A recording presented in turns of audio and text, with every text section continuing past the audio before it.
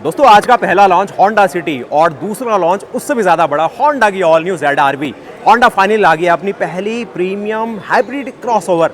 कितना लंबा नाम है ना, मतलब इसमें बहुत सारी चीज़ें छुपी है। पहले तो प्रीमियम है, काफ़ी ज़्यादा प्रीमियम प्रोडक्ट है, उसके साथ ही हाइब्रिड है और क्रॉसओवर है, यानी कि इंडिया में जिसे हम SUV कहते थे, होंडा अपनी एक ऐसी SUV ला गया है जो कि हाइब्रिड है और फाइनली होंडा इसे इंडिया में लॉन्च कर भी रहा है। ऐसी ही बिल्कुल हवा में बातें नहीं होगी, जो इंडिया में लॉन्च हो रहा है, जो फीचर फंक्शन आपको दिए जाएंगे और जो अभी तक टाटा महिंद्रा मिस कर रहे थे, यानी ये एक हाइब्रिड पावर ट्रेन, कहाँ वो होंडा को फायदा दिलाएगी, आज की वीडियो में बात करेंगे। तो आपके सामने होंडा ZR-V। तो नमस्कार दोस्तों, वेलकम टू पावर एसा। मैं हूं आपका दोस्त हर्षित और बहुत खुशी से कह रहा हूं कि होंडा अपना एक नया प्रोडक्ट, ऑल न्यू प्रोडक्ट, जो कि इंटरनेशनली बहुत ज़्यादा सक्सेस ले ली है। 8 लाख यूनिट इस गाड़ी की बिकी है 2022 के बाद। तो दोस्तों शुरू करेंगे होंडा ZR-V के फ्रंट लुक से। क्या कुछ ऑफर किया, क्या पावर ट्रेन की टेक्नोलॉजी है, क्या इंटीरियर लेआउट है, क्या सनरूफ मिलेगी नहीं मिलेगी, वो भी देखेंगे। सबसे पहले देखिए फ्रंट लुक को, तो मासेराती जो आपने नाम सुना होगा, वैसा ही कुछ इंस्पिरेशन लेते हुए प्रीमियम डिज़ाइन यहाँ पर दिया गया। यूरोपियन कंट्रीज़ में काफ़ी पॉपुलर नाम है, अमेरिकन कंट्रीज़ में भी काफ़ी अच्छा बिक रहा है और जापान में भी काफ़ी सक्सेस लिया हुआ है। तो होंडा का ये लोगो आपको दिखेगा, 360 कैमरा आपको दिख जाएगा। ADAS कहाँ पर है भाई, इसमें ADAS के लिए आपको वही जो लेन वॉच कैमरा है उसी का आपको यूज़ लेते हुए देखिएगा। ADAS लेवल 2 आपको मिलेगा। वर्टिकल ग्रिल्स आपको काफ़ी सारी दी गई है पियानो ब्लैक के साथ, और ये जो कलर ऑप्शन भी देख रहे हैं ये है मीटरॉइड, एक ग्रे मेटेलिक टोन, जो कि आपको होंडा सिटी के अंदर भी दिख जा रहा है हल्का सा। तो वो एक थोड़ा सा मैं कहूँगा अच्छा सा फैमिली हो गई है। उसके साथ ही टर्न इंडिकेटर्स आपको यहाँ पर दिख पा रहे हैं, जो कि बाई फंक्शन DRL भी है और साथ ही मल्टी फंक्शन आपको यहाँ पर हेडलैम्प सेटअप भी दिया गया है। ADAM के तौर पे यहाँ पर कट सेक्शन दिए गए हैं। और ओवरऑल गाड़ी अगर फ्रंट से देखेंगे ना, आपको ये अब आइडिया लगाने में कन्फ्यूजन हो रहा होगा कि इस गाड़ी का साइज़ कितना है। इसकी जो ओवरऑल लेंथ है ये 4.6 मीटर की है। अगर इसकी विड्थ आप देखेंगे 1.8 मीटर की है। इसकी हाइट अगर आप देखेंगे 1.6 मीटर की है। तो नॉर्मल एक जो क्रॉसओवर का फॉर्मूला है वहीं बैठती है। अगर आप इसका ग्राउंड क्लियरेंस देखेंगे तो थोड़ा साइड में आइए। ग्राउंड क्लियरेंस के लिए ये गाड़ी का जो ओवरऑल ग्राउंड क्लियरेंस आता है वैसे 180 mm का आता है, तो वही जो क्रॉसओवर वाला फॉर्मूला है यहाँ पर भी बैठता है। तो आप कहेंगे क्या इस गाड़ी से ऑफ रोडिंग और वो सारी चीज़ें हम कर पाएंगे, तो शायद वो तो आप नहीं कर पाओगे, लेकिन इस गाड़ी से जो हाईवे क्रूजिंग है वहाँ पर आप जब इसको ड्राइव कर रहे होंगे तो एक सेडान की तरह कंफर्ट ये गाड़ी आपको दे पाएगी। वही इसकी सबसे बड़ी USP है कि क्रॉसओवर SUV होने के बाद भी जो बम्पीनेस है, जो बाउंसी कैरेक्टर नॉर्मली क्रॉसओवर के अंदर रहता है, जिससे आप पसंद नहीं करते उनको हाई स्पीड में चलाना या फिर हाईवे में भगाना, वो दिक्कत इसमें नहीं आनी चाहिए। क्योंकि सबसे मेन बात जो होंडा सिविक है वही एक जो प्लेटफॉर्म पेडिग्री है इस गाड़ी को भी देती है। तो ZR-V और जो सिविक है ना, इंटरनेशनली शेयर करती है प्लेटफॉर्म। भले ही जो पावर ट्रेन है उसमें डिफरेंस रहे हो, लेकिन जो प्लेटफॉर्म और जो थोड़े से चैसी पॉइंट है उन सब चीज़ों में सिविक और ZR-V में सिमिलैरिटीज़ हैं। तो इंटरनेशनली आप मान सकते हैं कि ये आप जो सिविक का क्रॉसओवर अवतार है उसे ही ड्राइव कर रहे हैं, तो वो बड़ी बात है भाई। और जो इंटरनेशनली 11 जनरेशन की सिविक है, जो हमने इंडिया में तो नहीं देखी, 10th जनरेशन हमने देख ली थी, लेकिन वो फिर अलविदा कह गई हमसे। लेकिन उसी का क्रॉसओवर अवतार कहीं ना कहीं ZR-V के तौर पे इंडिया में दस्तक दे रहा है। इसकी प्राइसिंग कितनी होगी वो भी बात करेंगे। अब साथ ही साथ मैं घूमते घूमते इसके बीच में पहुंच गया हूँ, जहाँ पर काफ़ी भीड़ आपको लग रही होगी, लेकिन फिर भी इस गाड़ी का जो ओवरऑल जो साइड सिलवेट है उसमें आपको आइडिया लग रहा होगा कि काफ़ी कर्वी सी बॉडी रखी गई है।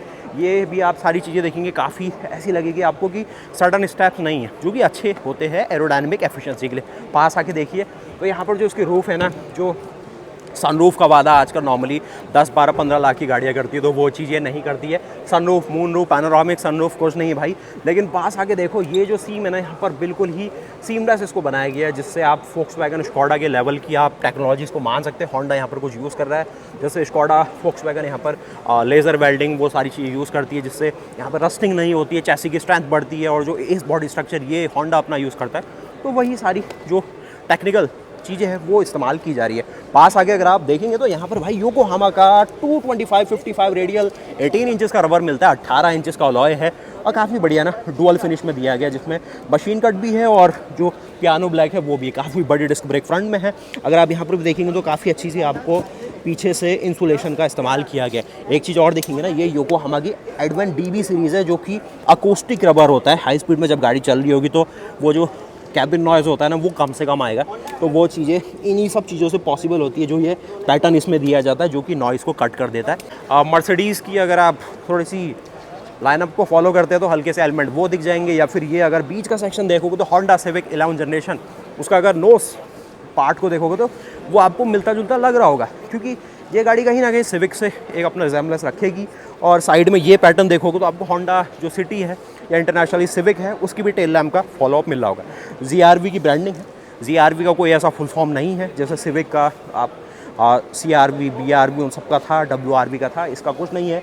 हाइब्रिड, एक हाइब्रिड पावर ट्रेन वही सेम वर्किंग टेक्नोलॉजी जिस तरीके से होंडा सिटी में मिलती है उसी तरीके की वर्किंग है। ईवी मोड है, हाइब्रिड मोड है और डायरेक्ट क्लच इन करके उसको एक साथ चलाने की भी व्यवस्था है। अभी समझाऊंगा किस प्रकार से है। इसको अगर देखें तो पावर टेलगेट के ऑप्शन है, उसके साथ ही अगर नीचे जेस्चर कंट्रोल अगर आप करना चाहते हैं तो वो भी वर्किंग हो जाती है। बटन्स के तौर पे ये चीज़ें दिखेगी। पावर टेलगेट का भी ऑप्शन है, ये भी है। इसकी भी देखेंगे प्लास्टिक क्वालिटी काफ़ी सही है। एक चीज़ मैं देख रहा हूँ यहाँ पर आपको जो लैंप्स है इसकी पोजीशन भी काफ़ी सही है। काफ़ी यूनिक जगह पे इसके ये लैंप्स प्लेस किए गए जो कि सीधे नीचे प्रोजेक्शन मार रहे हैं। रात के टाइम पे भाई बहुत मज़ा आएगा इनसे। एक बड़ी सी पार्शल सेल्फ है जो कि बहुत ज़्यादा स्मार्टली बनाई गई है। कोई ऐसा जोड़ इसके अंदर नहीं दिखेगा आपको जिससे गंदगी उसमें नहीं फंसेगी और ये आप चाहे तो अपने अकॉर्डिंग इसका कितना भी स्पेस ले सकते हैं। तो जो एक CBU गाड़ी होती है ना, मतलब इंपोर्ट की जाने वाली चीज़ें इंटरनेशनली, वो सब चीज़ रहने वाली है। बाकी काफ़ी अच्छा बोस का ऑडियो सिस्टम यहाँ पर ऑफर ये लोग कर रहे हैं। नीचे अगर आप देखेंगे तो भैया स्पेयर व्हील नहीं मिलता है इसमें, क्योंकि इंटरनेशनल मार्केट्स में ऐसा कोई मैंडेट नहीं है सरकार की तरफ से कि आपको स्पेयर व्हील देना है, तो इनने वो फ़ायदा उठाया है यहाँ पर, तो उसकी व्यवस्था नहीं है। लगभग 400 लीटर के आसपास का बूट स्पेस है, लेकिन 40-60 का स्प्लिट करके आप उनको फोल्ड करेंगे तो 13 लीटर 1313 लीटर का बूट स्पेस मिल जाता है, जिससे आप बड़ा ओवरहॉल भी इसमें ले जा सकते हो। वैसे आप मुश्किल से ही ऐसा काम करोगे क्योंकि इतनी महंगी गाड़ी ले रहे हो तो उतना खर्चा तो आप अलग से कर ही लेंगे। बाकी पीछे ओवरऑल चीज़ें देखें तो काफ़ी सही लगती है, थोड़ी कॉम्पैक्ट लग सकती है आपको। बजट प्रोफाइल को भी देखें तो 50 लाख 40 लाख के रेंज में ये गाड़ी जब जुलाई महीने में लॉन्च होगी 2026 में, वैसे इसकी आज से बुकिंग स्टार्ट होगी, तो तब ये सब चीज़ आप इंजॉय कर पाएंगे। आइए साइड लुक में, तो ये जो कर्वी सा लुक यहाँ डाला गया है, ये वही मैंने कहा ना मर्सिडीज़ का हल्का सा लुक लेते हुए। और एक चीज़ और देखिए आप, मतलब इंडिया में ये चीज़ होंडा की गाड़ी में आना मतलब थोड़ा सा समझ जाओ कि एक प्रीमियम टिकट प्राइस आप देख रहे हो, तो वो सब चीज़ है। बाकी जब भी आएगी E20 कंप्लाइंट होगी। अभी तो 91 जो ऑक्टेन नंबर है वो ये रिकमेंड कर रही है, लेकिन जब इस गाड़ी को स्पेसिफिकली इंडिया के लिए बनाएंगे तो E20 कंप्लाइंट, या फिर मैं कहूँ होंडा से कि E85 भी बना के दे दो, छुट्टी बात के लिए भी। उसके साथ ही पीछे देखोगे डिस्क ब्रेक है, ये सारी चीज़ें आपको ठीक ठाक मिलती है। 4.6 मीटर्स की लेंथ है जो कि अच्छी खासी लंबी फील होती है। अब दोस्तों बाहर का वॉक अराउंड कंप्लीट हो गया, डिज़ाइन देख लिया आपने, क्या प्रैक्टिकलिटी है गाड़ी में, अंदर का स्पेस देखना बाकी है। एक बार देख लेते हैं कि इंजन बे में क्या ऑफर करा गया, जो पावर हाउस है और जो होंडा का ये EHEV सिस्टम है किस तरीके से, क्या पावर टेक्नोलॉजी और क्या चीज़ें ऑफर करा है उसको देख लेते हैं। क्योंकि ये जो प्राइस आपसे पे कर रहे हैं ना, मतलब 50 लाख रुपए के रेंज में ये गाड़ी ऑन रोड जाने वाली। थोड़ा लैच इसका इस साइड रखा गया, तो कोई भी ऐसा न्यूमेटिक स्टड यहाँ नहीं दिखा मुझे, मैनुअली ही आपको ये ओपन करना होगा। वैसे नॉर्मली आपको खोलना नहीं पड़ेगा, सिर्फ जो विंडशील्ड वॉशर है उसी को फिल करने के लिए आपको ये खोलना पड़ सकता है, तो वो रहेगा। बाकी यहाँ पर आप देखिए 2000 सीसी का पेट्रोल इंजन है जो कि नेचुरली एस्पिरेटेड है, कोई भी टर्बोचार्ज इंजन नहीं है, लेकिन GDI इंजन है।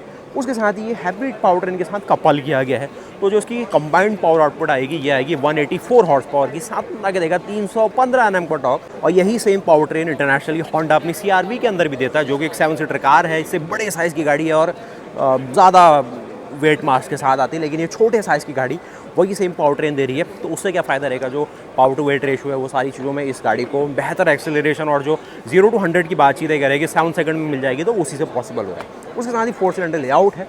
इसको अगर आप उखाड़ दोगे, मतलब निकाल दोगे, तो इसका जो आपको इंजन ब्लॉक है ज़्यादा बेहतर तरीके से दिखेगा। इसका जो जाना पहचाना आपको कैटालिटिक कन्वर्टर है वो दिख जाएगा। EGR का जो एक्चुएटर है वहाँ पर दिखेगा। EGR का कूलर आप यहाँ पर देख सकते हैं, जो सारे रेडिएटर के होसेज हैं आपको दिख जाएंगे। अगर आपके पास सिविक रही है तो सिविक का एज इट इज़ इंजन, जो होंडा सिविक R18 का इंजन ब्लॉक है ना, वही है। उसी को जो 2000 सीसी प्लेटफॉर्म है उसके लिए अपडेट किया गया था, जिससे ज़्यादा एफिशिएंसी, ज़्यादा परफॉर्मेंस उससे ली जा सके। फिर उसी को हाइब्रिड के लिए डिज़ाइन किया गया, जिससे ऑल टुगेदर ब्रांड की जो R&D कॉस्ट है वो कम होती है, और जो पहले से रिलायबिलिटी और वो फैक्टर चला हुआ आ रहा है वो आगे भी चलता रहता है। तो जो होंडा की हमने 2006 में होंडा सिविक देख ली थी R18 इंजन के साथ, उसी को आगे ले जाते और ज़्यादा रिफाइन करा, और ज़्यादा उसमें टेस्टिंग R&D उसको और ज़्यादा मैं कहूँगा रीइंफोर्स करके ऐसी कुछ टेक्नोलॉजी सामने आती है। तो ये आपने देखा। बाकी पीछे देखेंगे तो उसका जो एयर इनटेक है आपको दिख जाएगा, काफ़ी बड़ा जो रेजोनेटर चैम्बर है मुझे दिख रहा है। ब्रेक फ्लूइड के लिए आप देख रहे हैं कितना बड़ा यहाँ पर रिजर्वर रखा गया है। माउंटिंग्स आप देखेंगे ये है। बाकी सस्पेंशन स्टार्ट्स आप देखेंगे यहाँ पर, तो इसका जो विंडशील्ड वॉशर है वो दिखेगा। ये जो इसकी हाई टेंशन सारी लाइन्स जा रही है, जो कि मोटर और जनरेटर के लिए सारे सेपरेट की गई होगी। जो कूलेंट के लिए बॉक्सेस आपको दिखेंगे। ABS का मॉडरेटर आप नीचे देख पाएंगे। नीचे की ओर देखेंगे जो AC का कंप्रेसर है आप देख पा रहे होंगे, और कुछ और चीज़ें एक्चुएटर्स के तौर पे यहाँ पर रखी गई है। साथ ही साथ अगर आप इस ओर देखेंगे तो जो वेरिएबल टाइमिंग आपको सारी चीज़ें मिलती है कैम्स के लिए, और साथ ही जो फ्यूज़ बॉक्सेस है जो एयर फिल्टर है वो शायद इसके नीचे प्लेस किया होगा, क्योंकि काफ़ी सारा रेजोनेटर चैम्बर यहाँ रखा गया। बैटरी बॉक्स आप देखेंगे, ये जो इसका सारा हाइब्रिड का पावर ट्रेन है आप देखेंगे, मल्टीपल उसमें जो कनेक्शन है कूलिंग और उन सब चीज़ों की व्यवस्था की गई है। पीछे भी अगर आप देखेंगे तो यहाँ पर भी कुछ आपको हाइड्रोलिक एक्चुएटर दिख रहा होगा, जिससे ये शायद जो ऑटोनोमस ब्रेकिंग और वो सारी चीज़ें कर पाए, क्योंकि जो होंडा सेंसिंग है ADAS लेवल 2 में वो आपको सारी चीज़ें करने का मौका देती है। नीचे भी देखेंगे कवरिंग ओवरऑल कवर्ड है यार, कहीं से भी खुला नहीं है, क्योंकि रिफ्लेक्शन आ रहा है ना, तो पूरा ये नीचे कवर्ड किया गया, जिससे ये जो पावर ट्रेन है आपकी गंदी नहीं होगी, धूल मिट्टी डस्ट और उन सब चीज़ों से बच जाती है। यहाँ से ऑयल डिस्टिक है, यहाँ से ऑयल फिलअप कर सकते हैं। थोड़ा पीछे की ओर देखेंगे तो थ्रॉटल बॉडी है, उसकी भी जो कूलेंट कनेक्शन पाइप है वो आपको दिख रही होगी। बाकी इस और आप देखेंगे सारा जो हीट इंसुलेशन का मटेरियल है डाला गया। बाकी जो रैम एयर इनटेक का इफेक्ट लेने के लिए यहाँ पर कट सेक्शन डाला है, जो कि इसके साथ कपल होगा। और जो अगर आप हाई एफिशिएंसी चाहते हैं भाई, उससे आप ज़्यादा जो परफॉर्मेंस है इसमें ले पाएंगे, क्योंकि मेन जो एफिशिएंसी पार्ट है ना, इतने बड़े साइज़ की गाड़ी 22 kmpl का जो फ्यूल इकोनॉमी माइलेज है वो आपको दे पा रही है एक पेट्रोल इंजन होते हुए। क्योंकि जो हाइब्रिड पावर ट्रेन है उसका खास बात ही यही है, ये जब चाहे तो ईवी मोड में चल सकती है, जब चाहे हाइब्रिड मोड में चल जाएगी, और जब हाई स्पीड में चल रही है तो फिर ये डायरेक्टली इंजन को ट्रांसमिशन को कपल कर देगी, जिससे जो लॉसेस है वो कम से कम हो जाए। तो इसके पास ऑप्शंस है, जैसा ये चाहे, जैसे इसकी ट्यूनिंग और जो एल्गोरिदम है उसके अकॉर्डिंग चल सकती है। और दोस्तों फाइनली अब वक्त है होंडा ZR-V के इंटीरियर्स को एक्सप्लोर करने का। प्रीमियम हमने बहुत कह दिया, लेकिन अंदर क्या मटेरियल सिलेक्शन है, जल्दी से आ जाइए, इवेंट रैप अप होने वाला है, कुछ छूट ना जाए हमसे। तो यहाँ पर काफ़ी प्रीमियम डोर हैंडल्स हैं, तो ये ओपन होते हुए आपको दिखाते हैं इस प्रकार के डोर हैंडल। काफ़ी सॉलिड बिल्ड है इसकी, और क्विक लुक इसके अंदर का ले लीजिए।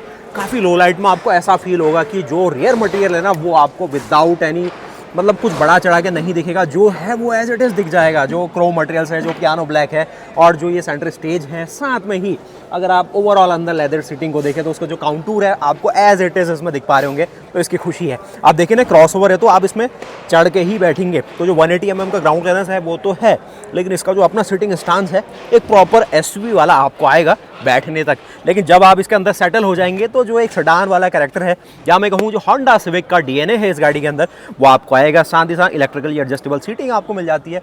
हेड रूम, लेग रूम बिल्कुल ज़बरदस्त, कोई समस्या नहीं। काफ़ी अच्छा अंदर शोल्डर रूम है। अगर आप यहाँ पर भी देखेंगे एमएल लाइट्स आपको मिल रही होगी, करीब 10 इंच की स्क्रीन यहाँ ऑफर की गई है, और काफ़ी बड़ा वाइड यहाँ पर एक डिस्प्ले ऑफर किया गया, जो कि हॉरिजॉन्टली इसको काफ़ी अच्छा बनाता है। उसके साथ ही एमएल लाइट्स आप देखेंगे कुछ इस प्रकार से, और ऑल टुगेदर काफ़ी जगह आपको बैकलिट चीज़ें मिल रही है। पावर विंडो में मेमोरी सीटिंग मिलती है इस प्रकार का, काफ़ी प्यारा प्रीमियम फिनिश में एक हैंडल मिलता है। टेल गेट को ओपन करने के लिए एक ऑप्शन आपको इलेक्ट्रिकली यहाँ ऑफर किया गया है। साथ ही साथ अगर आप यहाँ देखेंगे AC के लिए डायल्स मिलते हैं, जो कि आपको एनालॉग मिल जाते हैं, जो कि बहुत अच्छी बात है, बहुत बढ़िया। एक वायरलेस चार्जर है, कुछ 12 वोल्ट का सॉकेट है, और साथ ही कप होल्डर्स के लिए भी कुछ स्पेस, और यहाँ पर भी प्रॉपर लेदर फिनिश है। ये भी देखेंगे जो आपके घुटनों के टच पॉइंट्स है, यहाँ पर भी सॉफ्ट मटेरियल डाला गया है। Hill descent control, electric parking brake, auto hold, और इसको एक्सेस करने के लिए ये आपको मिल जाता है। ओवरऑल अंदर का एम्बियंस काफ़ी प्यारा और काफ़ी बढ़िया बनाया है होंडा ने अपनी इस ZR-V के अंदर। सनरूफ नहीं दिखा पाऊंगा सैडली, लेकिन इंटरनेशनली वो है इसके साथ, तो एटलीस्ट इंडिया में अगर मून रूफ भी इन फ्यूचर दिख जाए तो वो भी बढ़िया बात है। ये देखिए लाइट्स के ऑप्शन एक यहाँ है, और एक अगर इस ओर देखें तो यहाँ पर भी लाइट्स के ऑप्शन रहते हैं। IR में आपको प्रॉपर मिलने वाला है। बाहर का एम्बियंस कुछ इस प्रकार है, और लाइट्स की अगर आप बात करेंगे तो लाइट्स भी काफ़ी प्रॉपर मिलती है। ये भी आप देखिए होंडा सिविक, होंडा एकॉर्ड में इंटरनेशनली ऐसे ही कुछ हेक्सागन एलिमेंट्स मिलते हैं। तो अब हम चलते हैं जल्दी से इसकी सेकंड रो सीटिंग में, और वहाँ पर देखते हैं और क्या प्रीमियम मटेरियल्स है। इसकी फंक्शनिंग ये देखिए, ओके कर लीजिए। तो ऐसा कुछ इसका कंट्रोल कमांड है, इसको डिसमिस करेंगे तो बेसिक जितने फंक्शन फीचर ये गाड़ी आपके सामने ला पा रही है वो आप देख पाएंगे। और ये शायद ही आपको किसी ने दिखाया होगा, तो ये हम दिखा रहे हैं आपको। तो ये सब चीज़ें देखिए, डिस्प्ले मोड, तो ये वॉल्यूम के लिए स्पेशली एक डायल दिया गया है, तो ये चीज़ रहने वाली है। ऑल ऐप्स और ऐसा कुछ। आप चलिए सेकंड रो सीट में, और ये ADAS के कुछ फंक्शंस, पैडल शिफ्टर्स, यहाँ पर इसके सारे जो लाइट्स के ऑटो एलिमेंट्स, वाइपर वॉशर के लिए, और यहाँ पर डी कट स्टीयरिंग नहीं है, लेकिन ऑल टुगेदर ठीक है भाई, सारी चीज़ें इसमें ही दिख पा रही है, तो कोई समस्या नहीं है। कोई हेड अप डिस्प्ले भी नहीं दिखेगा, लेकिन ये सारा सेमी सॉफ्ट टच है। आप चलिए फिर अंदर सेकंड रो में, क्योंकि भाई बहुत जल्दीबाजी है और इवेंट हमारा आज का रैपअप होने वाला है, तो उसमें हमें लेट नहीं करनी चाहिए। ये भी सॉफ्ट रिलीज़ में है और इतना स्पेस देता है, इसको ऊपर करते हैं। तो अगर आपका बजट 40 से लेके 50 लाख रुपए में है, और अगर इंडियन गवर्नमेंट यहाँ पर अच्छा खासा रिबेट आपको ऑफर कर देती है हाइब्रिड कार्स के अंदर, तो ये काफ़ी बढ़िया डिसीजन आपके लिए होगा एज अ फैमिली कार, या फिर एज अ मैं कहूँगा एक अच्छी बाय के तौर पे। यहाँ पर भी देखेंगे सेमी सॉफ्ट टच है, कुछ एमियल लाइट है, सॉफ्ट मटेरियल है और कुछ मेटेलिक आपको लीवर सॉफ्ट किए गए। और मैं अगर इसके अंदर बैठता हूँ तो यहाँ पर आप देखेंगे ऐसे चढ़ के आप बैठेंगे, लेकिन जब अंदर आप सेटल हो जाएंगे तो एक सेडान की तरह आपको फील हो रहा है। तो यही कॉम्बिनेशन है सेडान और एसयूवी वाला, दोनों की अच्छी काबिलियत ली गई है कि थोड़ा ऊंचा आप बैठे लेकिन जो कंफर्ट आपको मिलेगा तो ठीक मिलेगा। और यहाँ पर भी इस तरीके का काउंटूर किया गया है कि स्पेस के मामले में आप खुद अंदाज़ा लगाइए। इसमें हेडरूम ठीक है, साइड का क्लियरेंस भी ठीक है, 3 लोग इसमें आ सकते हैं।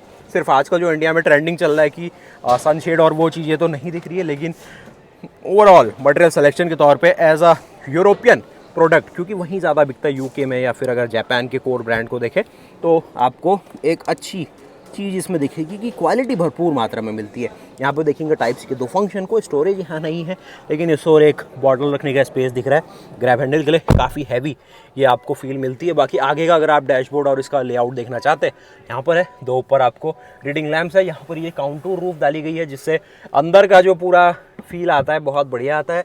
तीनों लोगों के लिए पीछे एडजस्टेबल हेडरेस्ट स्टैंड डाला गया है। आर्मरेस्ट भी आपको यहाँ पर मिल जाता है कप होल्डर्स के साथ। सिलेक्शन ऑफ मटेरियल लेदरेट के तौर पे काफ़ी सही डाला है इनने।